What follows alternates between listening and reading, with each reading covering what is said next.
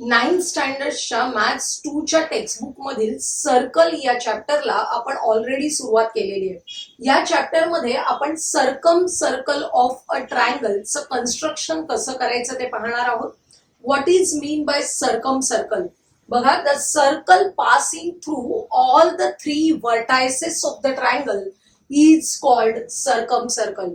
कोणत्याही ट्रायंगलच्या तिन्ही व्हर्टायसेस मधून एखादं सर्कल पास होत असेल तर त्या सर्कलला आपण काय म्हणणार आहोत? Circle. And the centre of this circle is non as circum centre. आपल्याला ह्या सर्कम सेंटरची पोझिशन फाइंड आउट करण्यासाठी हा जो ट्रायंगल घेतलेला आहे मी, ट्रायंगल PQR, याच्या ज्या साइड्स आहेत या साइड्सचे परपेंडिक्युलर बायसेक्टर काढणार आहे। कारण आपण परपेंडिक्युलर बायसेक्टरची एक अतिशय महत्वाची प्रॉपर्टी बघितली आहे आपल्या चॅप्टर 3 मध्ये। Every point on the perpendicular bisector is equidistant from the end points of the segment. असं समजा की हा जो सेगमेंट काढलेला आहे मी AB, या AB सेगमेंटचा हा परपेंडिक्युलर बायसेक्टर असेल। हा परपेंडिक्युलर बायसेक्टर आहे, या परपेंडिक्युलर बायसेक्टर वर पॉइंट P काढलेला आहे। तर point P is equidistant from the end points of the segment AB, म्हणजेच PA is equal to PB। ही प्रॉपर्टी आपण ऑलरेडी बघितलेली आहे, त्याच प्रॉपर्टीचा आपण इथे उपयोग करणार आहोत। इथे या ट्रायंगल PQR च्या कोणत्याही 2 साइड्सचे मी परपेंडिक्युलर बायसेक्टर काढतेय। बघा, या QR चा परपेंडिक्युलर बायसेक्टर काढण्यासाठी काय करायचं? पॉइंट Q वर कंपास ठेवायचं, निम्म्यापेक्षा जास्त डिस्टन्स घ्यायचे कंपास मध्ये, वरच्या बाजूला आणि खालच्या बाजूला असे आर्क करायचे। नंतर त्याच डिस्टन्सने पॉइंट R वर कंपास ठेवायचे आणि मगाच्या आर्कना इंटरसेक्ट होणारे आर्क आपल्याला करायचे। बघा, हे जे 2 आपल्याला पॉइंट ऑफ इंटरसेक्शन मिळालेले आहेत आर्क्सचे, त्यांच्यामधून जाणारा रे जर आपण काढला तर तो रे असतो perpendicular bisector of side QR। हा जो QR आहे ते QR चा परपेंडिक्युलर बायसेक्टर असणार आहे।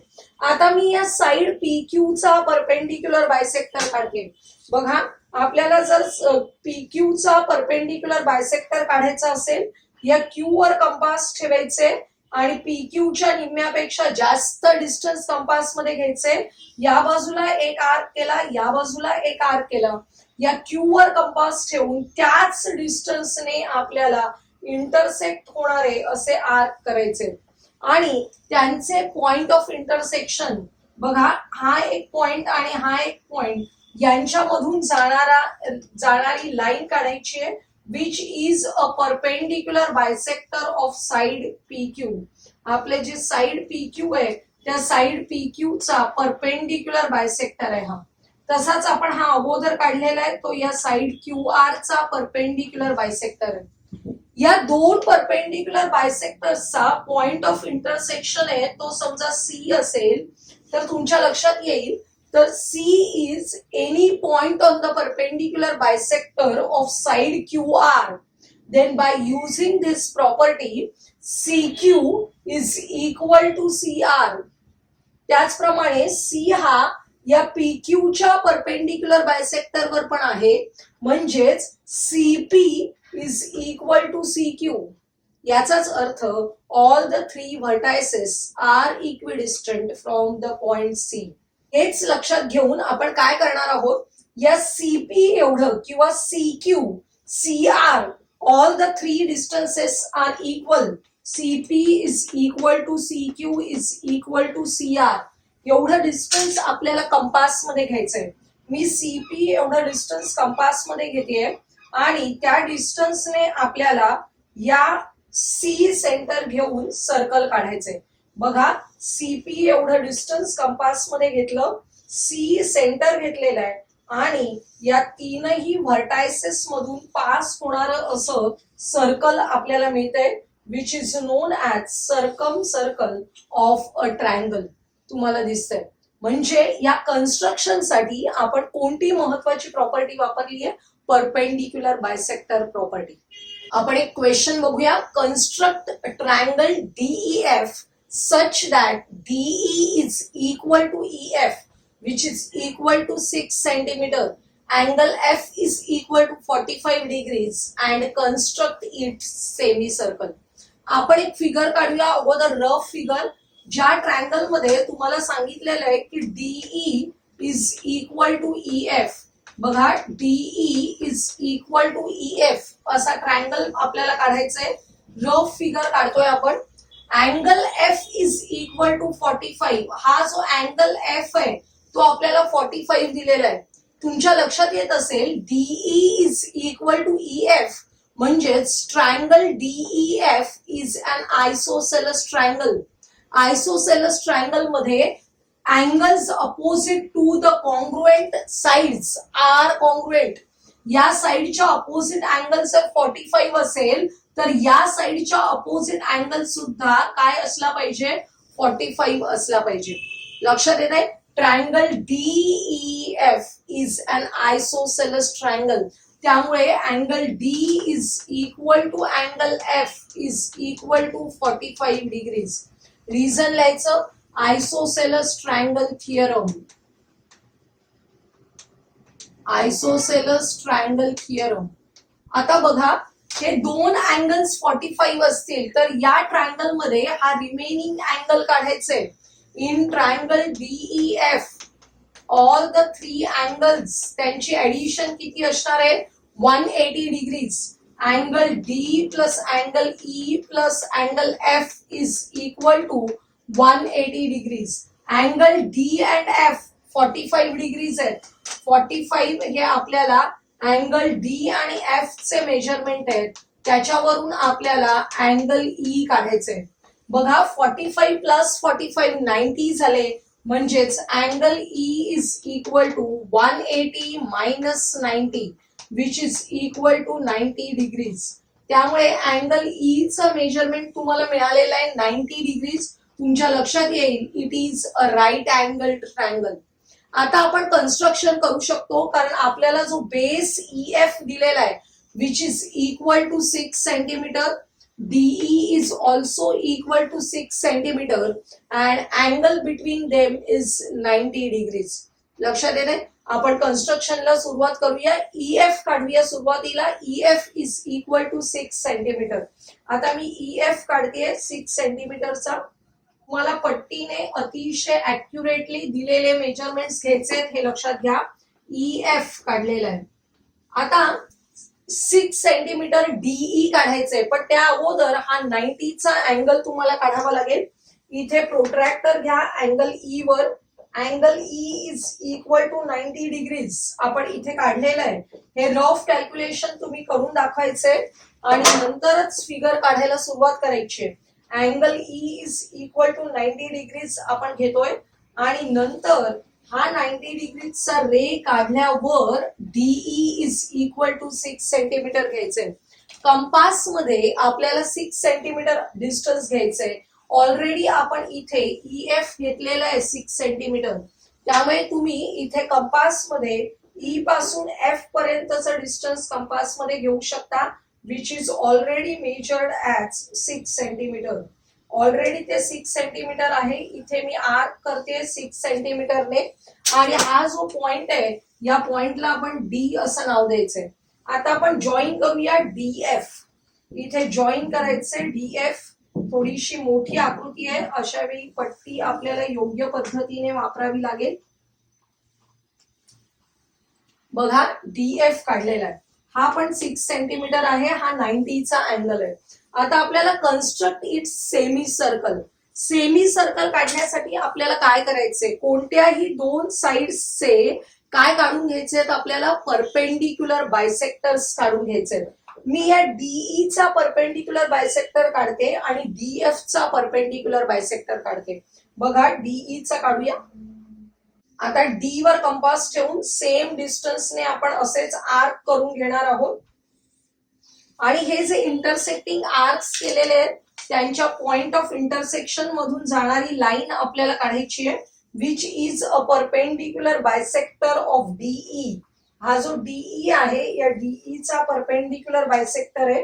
तुम्हाला ऍक्युरेट काढायचंय. थोडासा इकडे तिकडे झाला की आपली फिगर रॉंग होणार आहे. इथे बघा डीई चा परपेंडिक्युलर बायसेक्टर काढला, तो मी अशा प्रकारे चिन्हांनी दाखवते. आता आपण डीएफ चा परपेंडिक्युलर बायसेक्टर काढूया. डीएफ चा परपेंडिक्युलर बायसेक्टर काढायचा असेल तर या डीएफ च्या निम्म्यापेक्षा जास्त अंतर मला कंपास मध्ये घ्यावं लागेल आणि अशा प्रकारे निम्म्यापेक्षा जास्त अंतर कंपास मध्ये घेतल्यावर या डी वर कंपास ठेवलंय, या बाजूला एक आर्क केलाय, या बाजूला एक आर्क केलाय. इथे एफ वर कंपास ठेवा, सेम डिस्टन्सने त्याला इंटरसेक्ट होणारा आर्क करायचंय. इंटरसेक्ट होत नसेल तर पुन्हा ओरिजिनल पॉइंट वर जायचंय आपल्याला. बघा अशा प्रकारे आपण इंटरसेक्टिंग आर्क्स केलेले आहेत. आता आपण यामधून जाणारी लाईन काढूया. हा पॉइंट आणि हा पॉइंट यांना जॉईन करणारी लाईन काढणार आहोत, which is a perpendicular bisector of DF. Line DF आहे, त्याच्या परपेंडिक्युलर बायसेक्टर असणार आहे. बघा अशा प्रकारे तुमच्या लक्षात येईल की या दोन परपेंडिक्युलर बायसेक्टर्सचा जो पॉइंट ऑफ कॉन्करन्स आहे तो कशावर आलेला आहे, आपल्या या हायपोटेन्यूज ऑफ वर आलेली आहे. हा जर राईट अँगल ट्रायंगल असेल तर point of concurrence of perpendicular bisector lies on the hypotenuse of the right angle triangle. त्यामुळे हा जो पॉइंट आहे त्याला सी म्हणजे सर्कम सेंटर, त्याची पोझिशन काय आहे, on the hypotenuse and it is the midpoint of the hypotenuse, हे लक्षात घ्या. आणि हा जो सर्कम सेंटर आहे तो घेऊन आपल्याला सर्कम सर्कल काढायचे. त्यासाठी या पॉइंट सी वर कंपास ठेवायचे आणि डी एवढं डिस्टन्स घ्यायचंय आणि कंपास मध्ये डी एवढं डिस्टन्स घेऊन जेव्हा तुम्ही सर्कल काढाल तेव्हा ते सर्कल आपोआप या तीनही वर्टायसेस मधून पास होणार असेल आणि या अशा प्रकारच्या सर्कलला आपण म्हणतो सर्कम सर्कल. याच्यामध्ये C is the circumcentre which lies on the hypotenuse of a right angle triangle and it is the midpoint of the hypotenuse, हे पण लक्षात घ्या.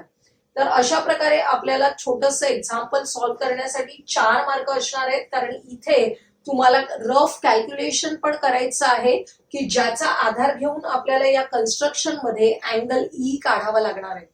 आपण एक ऍक्टिव्हिटी बघूया. Draw different triangles of different measures and draw circum circles of them. Complete the table of the observation. आपण in circle मध्ये पण हा टेबल बघितलेला होता, तोच आता आपण सर्कम सेंटरच्या पोझिशन साठी बघायचंय. Types of triangle: equilateral, isosceles, scalene triangle, acute angle triangle, right angle triangle and obtuse angle triangle. असे सगळ्या प्रकारचे ट्रायंगल्स आहेत, ते तुम्हाला काढून बघायचे आहेत वेगवेगळ्या पद्धतीने आणि लक्षात घ्यायचे की त्यांचा सर्कम सर्कल जर काढायचं असेल तर आपण जर सर्कम सेंटर फाइंड आउट करतो की कोणत्याही दोन साइड्सचे परपेंडिक्युलर बायसेक्टर काढून त्यांचा पॉइंट ऑफ कॉन्करन्स म्हणजे सर्कम सेंटर, त्याची पोझिशन कुठे असेल ते आपल्याला बघायचंय. त्यांनी आयसोसेलस ट्रायंगलची आपल्याला ऑलरेडी दिलेली आहे, inside outside on the triangle. Isosceles triangle हा कोणत्याही प्रकारचा असू शकतो.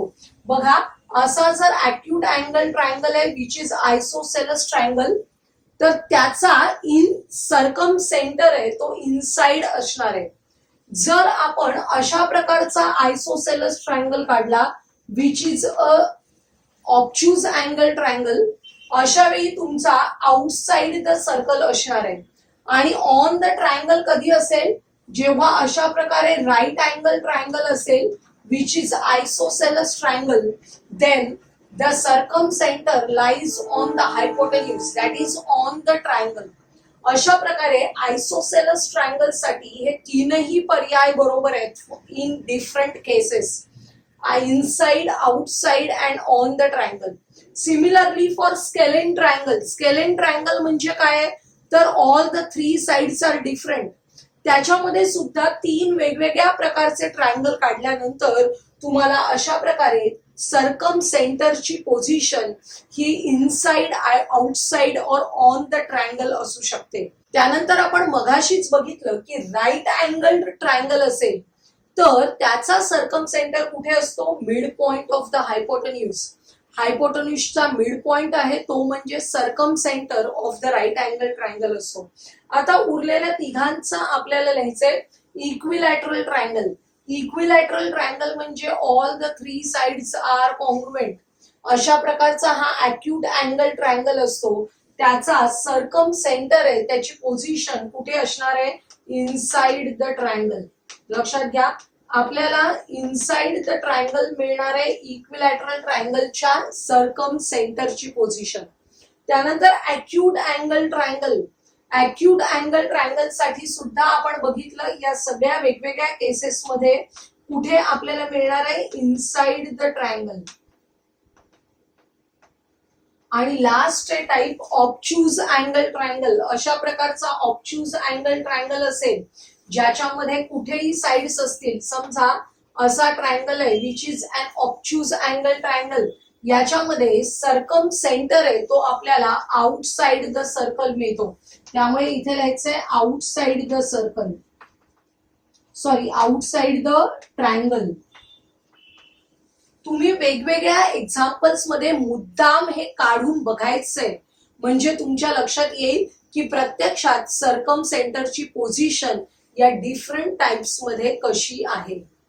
ऍक्टिव्हिटी 2 बघूया. आपल्याला काय सांगितलंय? Draw any equilateral triangle, draw incircle and circumcircle of it. What do you observe while doing this activity? आपल्याला इक्विलॅटरल ट्रायंगल काढायचंय. What is mean by equilateral triangle? Triangle having all the three sides congruent. असा मी equilateral triangle PQR काढलेला आहे. या ट्रायंगलचं incircle and circumcircle काढायचंय. Incircle काढायला काय करतो आपण? अँगल बायसेक्टर्स काढतो. आणि सर्कम सर्कल काढायला काय करतो? परपेंडिक्युलर बायसेक्टर्स काढतो. मी परपेंडिक्युलर बायसेक्टर्स काढलेत. PQ साइडचा हा परपेंडिक्युलर बायसेक्टर आहे, PR साइडचा हा परपेंडिक्युलर बायसेक्टर आहे. तुमच्या लक्षात येईल हे परपेंडिक्युलर बायसेक्टर्स पुढे एक्सटेंड केले तर हा या क्यूचा अँगल बायसेक्टर होतोय आणि हा परपेंडिक्युलर बायसेक्टर या आरचा अँगल बायसेक्टर होतोय. म्हणजेच इथे पहिला प्रश्न विचारलाय, do the angle bisectors and perpendicular bisectors coincide each other? Yes. तुम्ही काढून बघितलं तर लक्षात येईल. For an equilateral triangle angle bisectors and perpendicular bisectors coincide each other. त्यामुळेच अर्थात त्यांचा जो पॉइंट ऑफ कॉन्करन्स आहे which is incentre and circumcentre, these two also coincide each other. लक्षात येत आहे. सेकंड क्वेश्चन आहे, measure the radii of the incircle and circum circle and find their ratios. आता radius काय असणार आहे बघा. हा आय आपला इन सेंटर आहे. या इन सेंटर वरून मी परपेंडिक्युलर ड्रॉ केला ID. या परपेंडिक्युलरची जी लेंथ आहे ती म्हणजे radius of the in circle. तेवढी कंपास मध्ये घेऊन हे इन सर्कल काढलेलं आहे. ते ID मोजलेली आहे. Radius of the in circle 3.5 आलेली आहे. आणि radius of the circum circle म्हणजे हा आय आहे तोच C आहे.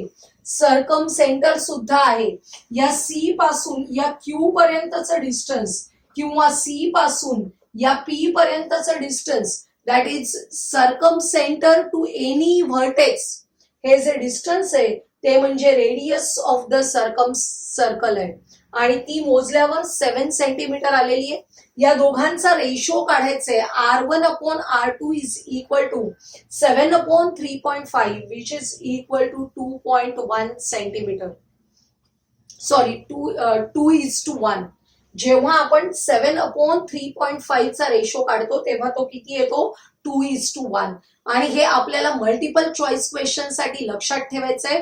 बऱ्याचदा विचारलं जातं की इक्विलॅटरल ट्रायंगलच्या सर्कम सर्कलचा रेडियस आणि इन सर्कलचा रेडियस यांचा रेशो किती असतो? लक्षात ठेवायचंय 2:1 असतो. आजच्या या व्हिडिओमध्ये आपण how to draw circumcircle बघितलं. त्यानंतर वेगवेगळ्या टाईपच्या ट्रायंगल्सच्या सर्कम सेंटरच्या पोझिशन्सवर बेस ऍक्टिव्हिटी बघितली. आणि ही ऍक्टिव्हिटी इक्विलॅटरल ट्रायंगलचं incircle and circumcircle काढल्यानंतर त्यांच्या रेडियस मधलं जे रिलेशन आहे ते आपण या ऍक्टिव्हिटीमध्ये फाइंड आउट केलेलं आहे. आजचा हा व्हिडिओ तुम्हाला आवडला असेल तर लाईक करा, तुमच्या मित्रमैत्रिणींना शेअर करा. आणि पुढील महत्त्वाचे व्हिडिओज पाहण्यासाठी आपल्या चॅनलला सबस्क्राईब करायला विसरू नका.